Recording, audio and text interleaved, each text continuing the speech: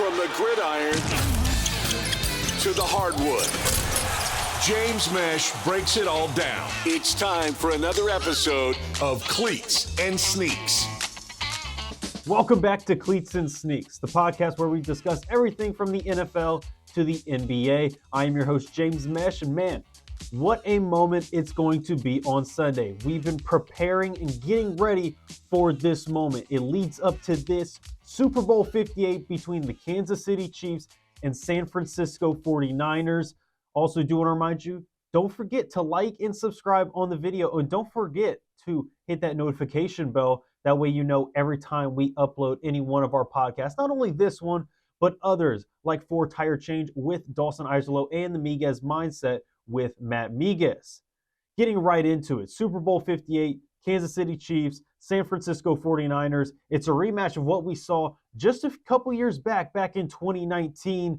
This one's a little bit different though, but the same kind of in a sense. Starting with the same, of course, we still have Patrick Mahomes, the best quarterback in the NFL right now, and he still has his best friend in Travis Kelce. They are still one of the best connections in the NFL. You really can't stop it. You can only hope to maybe slow it down. And Travis Kelce has been absolutely on a tear as of late. He recently, against the Baltimore Ravens in the AFC Championship, he was able to break Jerry Rice's record for most all-time postseason receptions. So I think we can expect a few more targets to go Travis's way. Also, don't want to forget about, on the other side, Christian McCaffrey in that San Francisco 49ers run game that is so crucial for San Fran's success. I know that Brock Purdy was the MVP candidate for a while. He was someone that a lot of people were looking at, but really this offense runs through Christian McCaffrey, and it's not a surprise with how often he touches the ball, not only in the run game, but he gets a lot of targets in the pass game as well. What is interesting, however, is San Francisco, they've kind of been on some slow starts as of late. They've gone down against Green Bay. They went down against the Lions, but they were able to kind of figure out in those other games and be able to make comebacks to beat both the Packers and the Lions. But on the other side, Kansas City, they've actually been the ones who have had the hot starts. They've been scoring touchdowns on each of their opening drives, scoring 2 touchdowns in a field goal, putting up 17 total points in their 3 playoff previous games this year.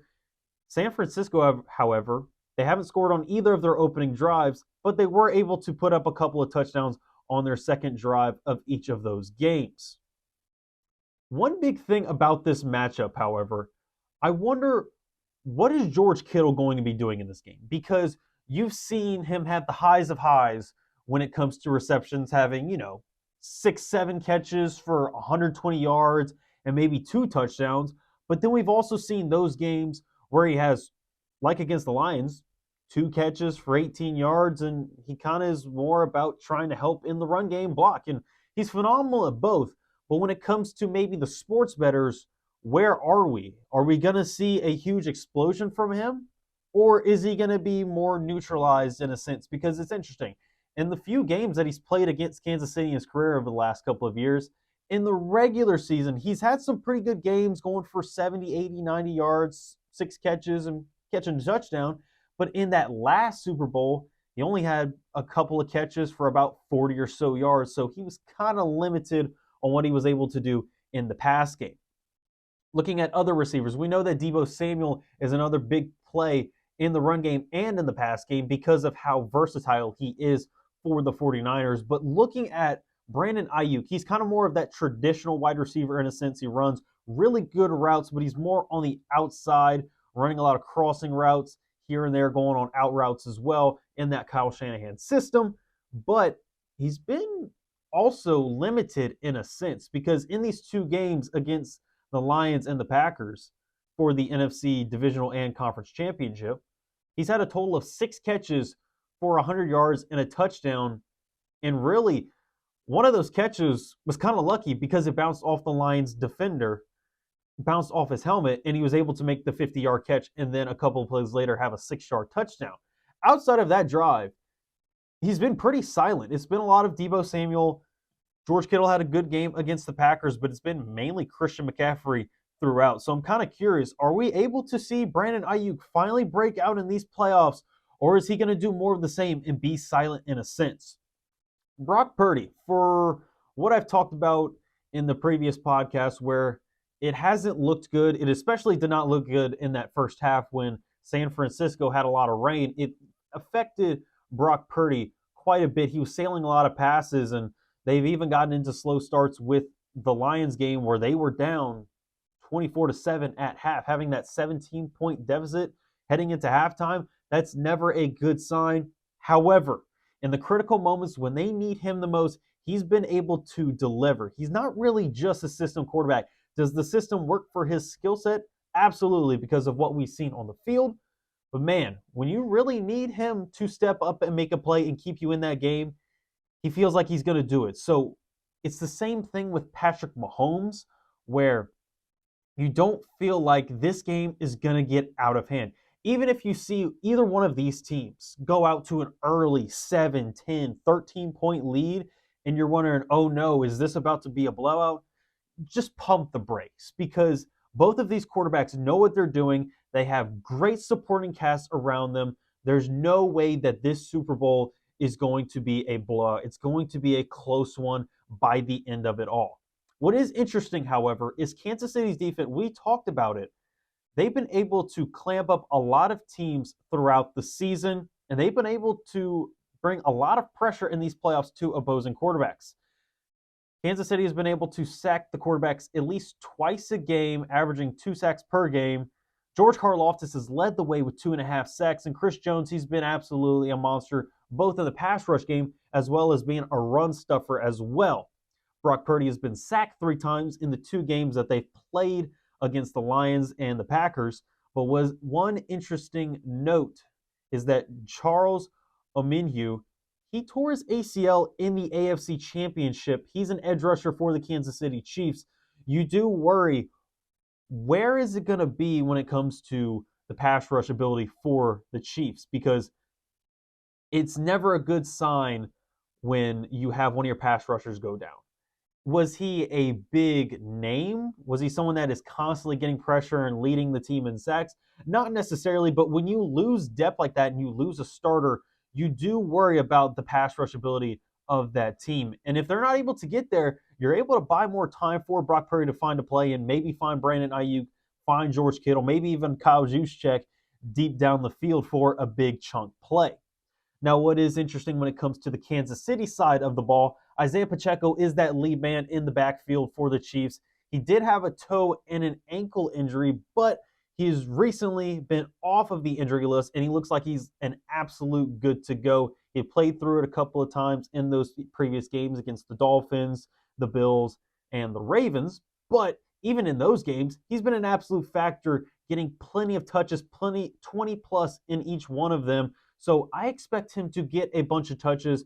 We were kind of curious about, is Jerick McKinnon going to be there and be available for this game? But Coach Andy Reid had said in the press conference before heading into this matchup that it's not looking good, and that sports hernia is not helping Jerick McKinnon anyway. He was able to practice, but he had said that it's a long shot that he's going to be able to play. And it's the same thing with offensive lineman Joe Thuney, one of the best guards in the game.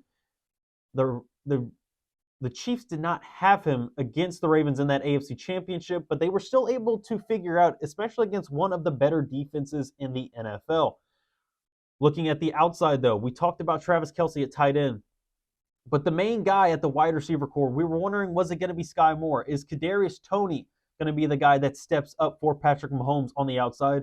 But no, it's actually been rookie Rashee Rice. He's been able to step up for the Chiefs time in and time out, and he's been a big mainstay for the Chiefs, being able to catch the ball throughout these playoffs and towards the end of the regular season as well. It's really become a big 3 in a sense. Isaiah Pacheco in the run game. You got in the short game Travis Kelce, and then for the short to intermediate range on the outside, you have Rashee Rice. So there's always one guy at any one of those levels that the 49ers are going to have to worry about. Now, of course, let's say even if the 49ers are to come out on top, which they are the favorite in this matchup. They've been the favorite for these last 2 weeks ever since we found out what the Super Bowl matchup is going to be. But I think with this sense, people have kind of been asking, if Patrick Mahomes loses this one, it doesn't seem like he's going to be able to keep up with the trajectory of being able to say that he is going to be the GOAT and take over Tom Brady's spot as the greatest quarterback and greatest NFL player of all time. But to me, even if the Chiefs lose this one like they lost a couple years back to Tom Brady and the Tampa Bay Buccaneers, I think he's still on that trajectory. What he's been able to do in such a short period of time, being able to go to at least the AFC Championship in every single one of the years that he has been a starter for the Chiefs at quarterback, that's absolutely phenomenal. And we have not been able to see that before. So even if they lose this one, he's still got plenty of time. He's only 28 years old. I think even if they lose this Super Bowl to Kyle Shanahan, Brock Purdy, and the San Francisco 49ers, he's still looking like one of the best of all time. Moving on to some key factors in the game. 3 keys for each one of the teams. Starting with the San Francisco 49ers, I have keep Christian McCaffrey involved in the game. There's been times here and there throughout Kyle Shanahan's career where he's kind of overthought it in a sense and has decided to try and pass too often. We kind of worried about that in that divisional round matchup against the Packers. But as long as you are able to keep Christian McCaffrey in the game, feed him throughout, don't go through these long stretches of not giving him the ball and trying to force feed it to Brandon Ayuk or Jawan Jennings or any one of those other guys.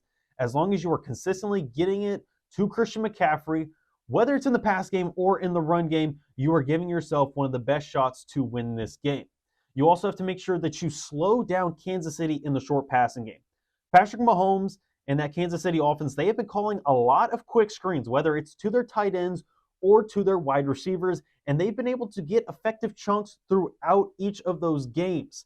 If you can neutralize it from being a 6 to 7 yard catch or even more, and you're making it, 1 to 2 yards, or even if you give up a 3 or 4 here and there, it really slows down what Kansas City is able to do, because the success that they've been able to have on their opening drives is getting the quick passing game going and running it with Isaiah Pacheco. So if you get it into those second and third and longs, you like your chances with especially the cornerbacks that you have in Charvarius Ward and Lenoir.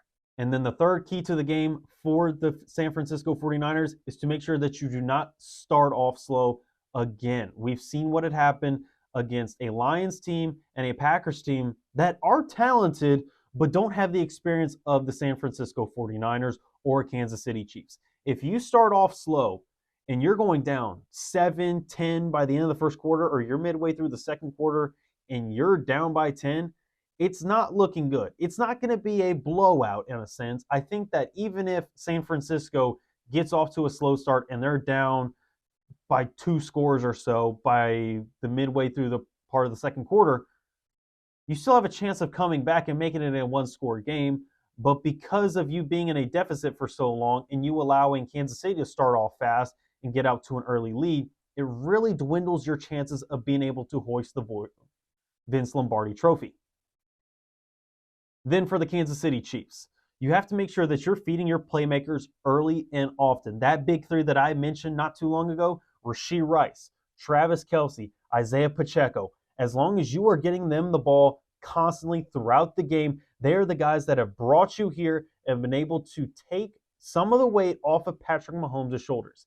If you're able to get them the ball early and often and consistently throughout this game, you look like you're going to have a good chance of winning this game and even getting out to another one of those fast starts that we've seen throughout the playoffs. Then you also need to make sure that you keep everything in front of you. We've seen a couple of busted coverages, especially in that AFC Championship against the Ravens. Zay Flowers was able to score a 30-yard touchdown on a broken play where Lamar Jackson just kind of was able to buy time. And even then, when he went down the left sideline to Zay Flowers once again, you need to make sure you limit those explosive plays, because we even saw it was kind of a desperate attempt in a sense when Brock Purdy went to Brandon Ayuk against the Lions early in that second half. He threw a deep one-on-one, tried to give Brandon Ayuk a shot, and it ended up working for him. But as long as you limit those big plays, it's going to look good, because also with that, it leads into that third point. If you keep everything in front of you and you're not allowing explosive plays, you're also going to be able to force field goals against a San Francisco team that's had a little bit of issue with field goal kicking. I know it was in San Francisco when there was a little bit of weather in that divisional round matchup against the Packers for rookie kicker Jake Moody. He had missed one of the field goals there, but then he also had missed one early in the game against the Lions. If you put the pressure and force them to keep kicking field goals and get to a point in the game where it comes down to him either having to tie or potentially take the lead late in the game, that's a big pressure moment for such a young kicker. And we've seen him miss a couple of times in the playoffs, and you can force it into that moment. I like your chances. Now it comes down to this. I believe when it comes to Super Bowl 58, my score prediction is the Kansas City Chiefs come out on top 24-20. Patrick Mahomes gets his third Super Bowl win. Appreciate you listening in. Don't forget to like and subscribe and turn on the notification bell. That way you know anytime we upload any one of our podcasts or get any of our content out there on YouTube. That's it for now. I have been your host, James Mesh. We'll be back next week to recap Super Bowl 58 and see if I got any of these right, as well as talk about what's going on with the NBA. Trade deadline is coming up soon. We'll see what happened back there. Until then, I'm James Mesh. Talk to you next time.